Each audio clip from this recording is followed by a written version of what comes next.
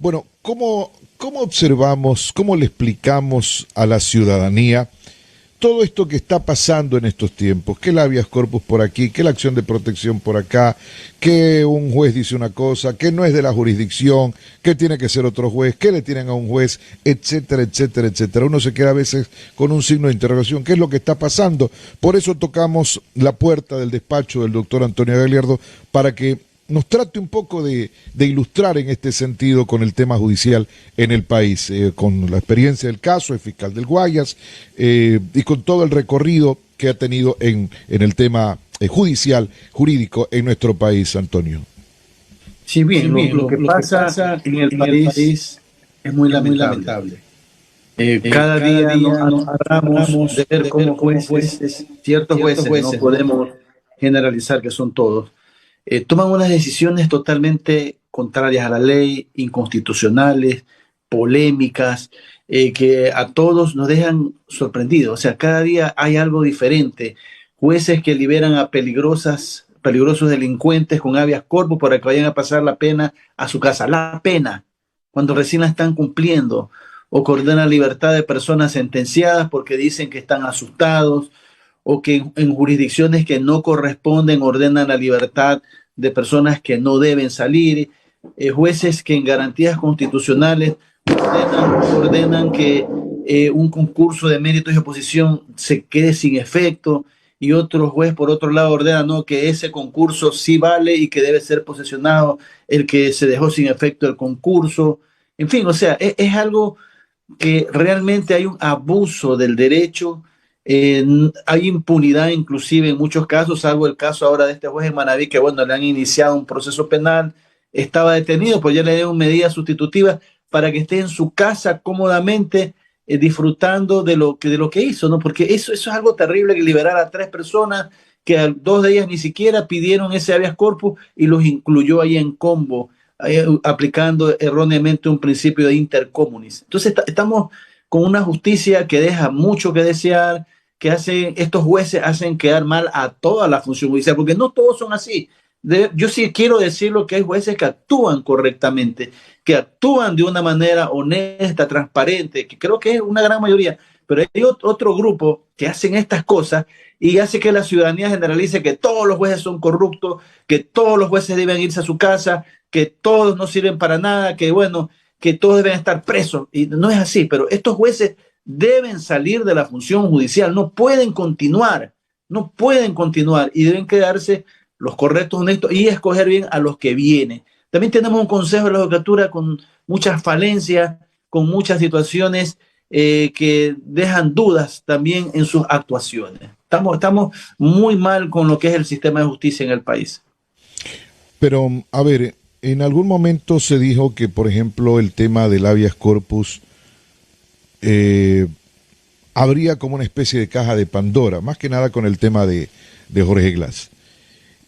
Hay juristas que sostienen que el habeas corpus es un derecho y que, por ejemplo, si Pedro Cabrera está preso, voy a poner como persona el ejemplo personal, Pedro Cabrera está preso cumpliendo la sentencia, pero tengo una enfermedad, tengo derecho a solicitar el habeas corpus para ser atendido. No sé si algunos se equivocan, pero normalmente debería ser que sea atendido, vaya al hospital y regrese a cumplir su sentencia, su pena, pero no. Pues está enfermo y no, mándalo a la casa para que se siga tratando, y ya suena como a poco más y a libertad. Claro, o sea, lo que pasa es que existe lo que es el habeas corpus preventivo de una persona que está sentenciada. Hablamos ya de sentenciados por delitos, por el cualquiera que sea el delito, pero la jurisprudencia de la Corte Constitucional dice que no sean casos de conmoción pública. Ahí viene el primer error. Una persona detenida por un caso de conmoción pública, asesinato, peculado, no tiene derecho a eso, ¿no? Pero hay personas que no registran mayor peligrosidad. Si está con una enfermedad catastrófica, con un problema de insuficiencia renal que tiene que hacerse hemodiálisis, etcétera, en esos casos cabe que la persona, por precautelar su vida, se le dé este habeas corpus preventivo para estar en un hospital, para estar en un tratamiento, podríamos decir, más delicado, donde no puede estar preso. Pero insisto, la Corte Constitucional ha sido muy enfática y muy clara que debe ser en personas que no hayan sido condenadas por graves delitos de conmoción pública. Pero ahí viene el tema de que estos jueces, cuando quizás en un caso sí procede un habeas corpus preventivo, una persona que está en una enfermedad terminal de cáncer, por ejemplo, no es justo que esté en una cárcel estando los últimos días de su vida, no, está en su casa ya para morir. Lógicamente eso demostrado por los médicos respectivos y las pericias respectivas.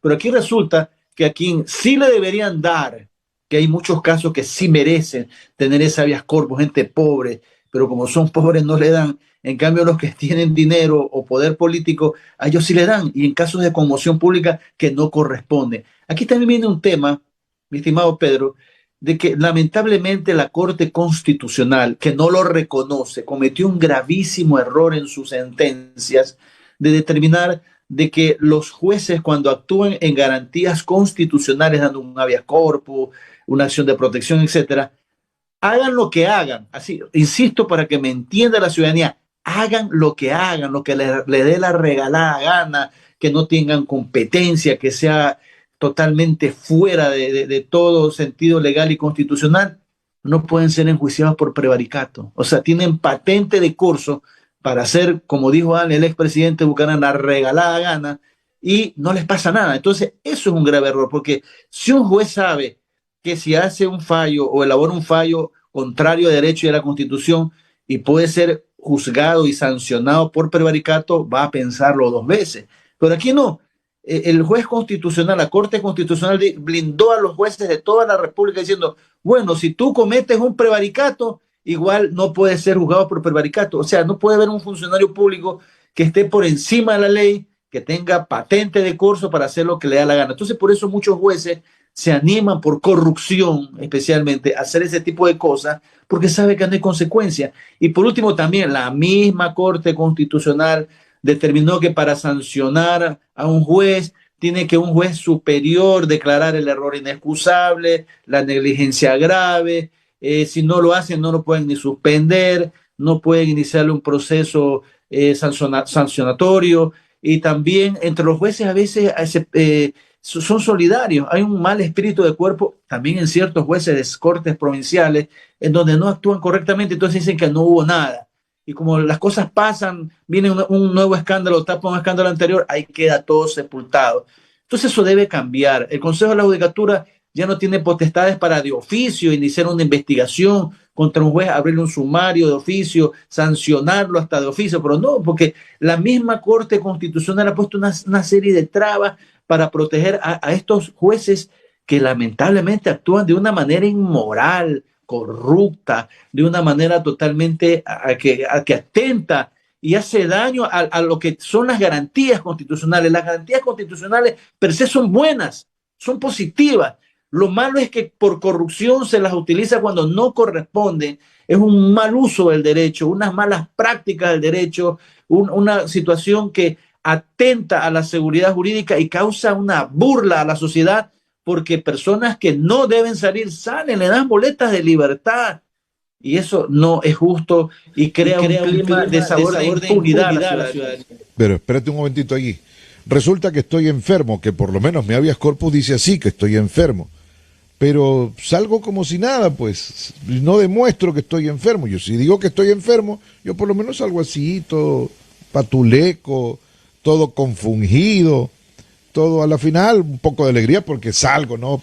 Pero parece que no estoy enfermo, pues entonces, ¿cómo es aquello de que por enfermedad?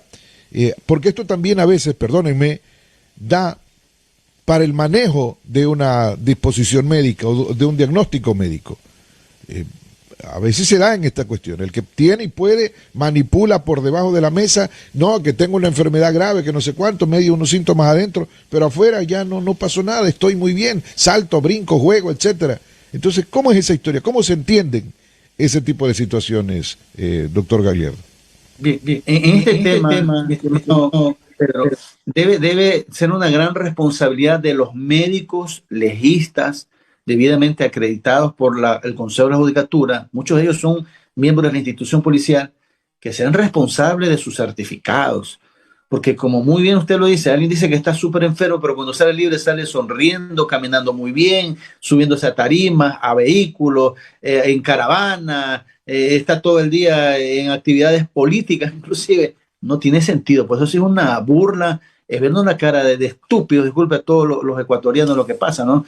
Entonces ahí viene la situación que también esos médicos que certifican deben ser enjuiciados pues penalmente, porque un juez no puede certificar una enfermedad si no existe, pero ahí viene la corrupción, opresiones políticas, compromisos, compadrazgos, amigos, etcétera. Un médico legista tiene la obligación de poner lo que corresponde a una persona si realmente tiene o no una enfermedad, una patología, con exámenes, etcétera, y bien evaluado y bien auditado.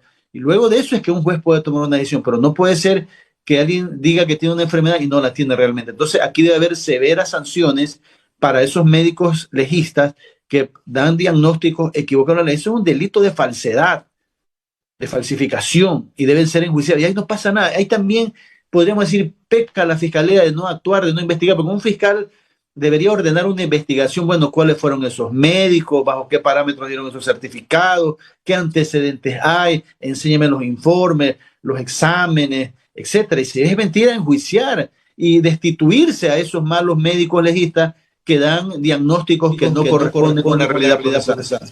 Viene la otra, y esta entrevista suena como son de ilustración para todos. Hoy están de moda las acciones de protección, creo que estoy bien, ¿no? Las acciones de protección. Que tal cosa, acción de protección. Que lo de aquí, que lo de allá, que no, que me van a sacar de un cargo, que no, acción de protección para suspender lo que se está dando. Hay una elección, por ejemplo, el Colegio de Abogados creo que tuvo algunas acciones de protección que por varios años incluso entorpecieron una elección que entiendo la conoce al dedillo mi estimado Antonio Gagliardo. Sí, verdad. También existe un abuso en lo que son las acciones de protección. Cualquier cosa puede ocurrir. Ahora se ha prostituido, disculpen el término los oyentes y las personas que nos están viendo, pero está totalmente prostituida la acción de protección. Y lamentablemente la Corte Constitucional no da parámetros más claros sobre cuándo no se debe dar una acción de protección. También la acción de protección es ilimitada. Resulta que muchos jueces, después de 8 o 9 años que los votaron por muchas situaciones irregulares, presentan una acción de protección y regresan al día siguiente. Imagínense. Eso no puede ser, pues debe haber una temporalidad, pues, sino que la Corte Constitucional no quiere poner temporalidad. Por ejemplo, estas situaciones donde ya ha habido sumarios administrativos, hablo de jueces y fiscales destituidos, sumarios administrativos que los perdieron, que hicieron juicios contenciosos administrativos y los perdieron, pero una noche van a un juzgado de Yaguachi, a un juzgado de que no corresponde, presentan una acción de protección y en 24 horas ya están reintegrados al cargo. O sea, eso no cabe y la Corte Provincial les ratifica en ciertos casos. Entonces, no puede ocurrir ese tipo de situaciones. Se suspenden elecciones. ¿Qué tiene que ver una elección de un colegio de abogados? Presentar una acción de protección y suspender las elecciones. Hay un manoseo político, hay una politización de la justicia para utilizarlo para ciertos fines políticos que lamentablemente ciertos jueces se prestan para ello. Por eso yo tengo una solución, mi estimado Pedro. Yo fui juez de la Corte Constitucional, sino que no había el presupuesto, para evitar justamente estas situaciones irregulares, porque resulta que un juez de la justicia ordinaria se convierte en juez constitucional para estas acciones de protección, habeas corpus, etcétera, y al final del camino va a la Corte Constitucional. La solución sería que la Corte Constitucional tenga sus propios jueces constitucionales, que no dependan del Consejo de la Judicatura, que no sean parte de la justicia ordinaria de la función judicial, sean jueces especializados y que la Corte Constitucional haga un verdadero seguimiento y fiscalización de que todos sigan los parámetros y los precedentes y jurisprudencia de la Corte Constitucional y evitar estas situaciones. Entonces, es lamentablemente que muchos jueces, también por ignorancia, desconocimiento, corrupción también, actúan de una manera incorrecta en estas acciones de protección, que cualquier cosa se puede dar, cualquier cosa, hay cosas de las más ridículas que se obtienen a través de acciones de protección. Entonces, una vez que cuesta al Estado, pero creo que lo que se gasta o se va a invertir en jueces constitucionales va a ser mucho menor que lo que ocurre con esta inseguridad jurídica, con las decisiones irregulares mañosas que se toman en estos casos. Deberían haber jueces especializados que dependan exclusivamente de la Corte Constitucional y que ya los jueces ordinarios no sean más jueces constitucionales. Esa sería la solución, y que la Corte Constitucional directamente destituya, sancione, los pueda cambiar, pueda tomar cierto tipo de situaciones cuando los jueces de primer nivel y de segundo nivel actúan de manera incorrecta en acciones constitucionales. Esa sería la única solución. No hay otra. Mira, hay un hablábamos del tema del Colegio de Abogados, que ustedes lo vivieron muy directamente, y hoy acabas de decir, en cualquier cosa se usa. Hasta en el tema deportivo lo estamos viendo hoy por hoy. Por ejemplo, una elección del Club de Sport ML que está postergada, repostergada y más que postergada por acciones de protección. Sí, lamentablemente, como digo, se ha prostituido, se ha ordinarizado la acción de protección. La ley es muy clara y la Constitución en qué casos procede. Sin embargo, lamentablemente, ciertos jueces se prestan para estas mañoserías, se prestan para estas situaciones irregulares, inclusive algunas hasta delictivas, para dar paso a estas acciones de protección que no proceden. En casos que sí proceden dictar acciones de protección, no se resuelve favorablemente a las personas que presentan una acción de protección. Pero cuando hay intereses económicos, políticos, intereses también políticos, que hago insistencia en esto, ahí sí, enseguida se dan las acciones de protección, las medidas cautelares, todo de una manera que uno se queda sorprendido, la agilidad con que actúan en unos casos y la lentitud que actúan en otros, y de diferente manera. A veces en la misma situación similar, siempre el juez ha dicho no procede, pero viene uno de estos casos especiales recomendados, ahí sí procede y de manera ágil. Entonces eso debe haber una auditoría de los jueces sobre estas situaciones similares. Vuelvo a tomar el caso de Pedro Cabrera, preso, a la final ya, medidas cautelares, listo, o el habeas corpus o la excarcelación, y está listo. Pero resulta que Pedro Cabrera, como es Pedro Cabrera, ciudadano normal, común y corriente, le salió el jueves, pero tiene que esperar nada, viernes, no porque el viernes es viernes, no el sábado porque es parte del fin de semana, no porque el domingo peor, la gente no trabaja, lunes recién están llegando, quizá el martes o miércoles o el jueves, pero no, llegan casos especiales, hasta en domingo salen libres. Sí, es una gran verdad. Yo soy abogado en ejercicio. He logrado, por ejemplo, hoy tengo una audiencia, logro al mediodía la libertad de una persona, como es día jueves y es feriado, ahí en el centro carcelario, si la boleta física no llega hasta X horas, hasta las 3 de la tarde, no sale ese día. Y los presos salen de noche a las 8. Y si no sale hoy esa persona, se tiene que quedar preso todo el día viernes, que es feriado, el sábado, el domingo. Y el lunes no sale de mañana, el lunes sale de noche. Lo sacan a las 7, 8 de la noche y los familiares desesperados. Ahí, por ejemplo, cuando una persona está detenida, ya con orden de libertad, si le pasa algo es responsable el Estado, porque la persona ya tenía una boleta de libertad entregada electrónicamente y entregada físicamente. Pero también dentro de los centros carcelarios hay la corrupción, se demoran, dilatan, cuando quieren sacan y no dan ninguna información, es un hermetismo y se demoran. Ahí debería haber una sanción, que llegue una orden de libertad, debe haber un tiempo máximo que la persona debe recuperar su libertad, pero no puede haber lo que bien se dijo al principio, cuando es un ciudadano común y corriente, ahí se demoran, que los trámites, etcétera, etcétera, se demora todo, pero cuando es alguien que tiene poder económico político, inmediatamente, sea sábado, domingo, de madrugada, feriado, ahí sale libre. Eso debe acabar en el país, ese tipo de tratos, podríamos decir que a unos discriminan y a otros le dan beneficios exorbitantes. Eso debe terminar en el país. No escucho, Pedro.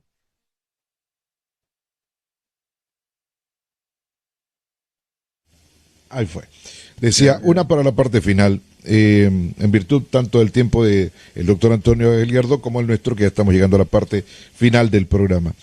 ¿Cómo es esto de la jurisdicción? Un caso X que viene de la cárcel de Cotopaxi, de la cárcel de Quito o de la de Guayaquil. ¿Cuál es la jurisdicción? ¿Qué juez debe atender ese tipo de situaciones? Porque como bien lo anticipaba a este tema, resulta que aparece un juez de Los Ríos, uno de Santa Elena, uno de La Libertad, y es el juez de jurisdicción. Después dicen, no, ese juez no tenía la jurisdicción para esto. ¿Cómo entendemos esta parte en la conversación, entrando a la parte final de esta conversación? En lo que es el habeas corpus, es muy clara la ley. Es el lugar donde está detenida la persona o donde fue su último domicilio. Si actúa un juez diferente, eso no tiene valor. Es lo que pasó con el caso Manglar Alto.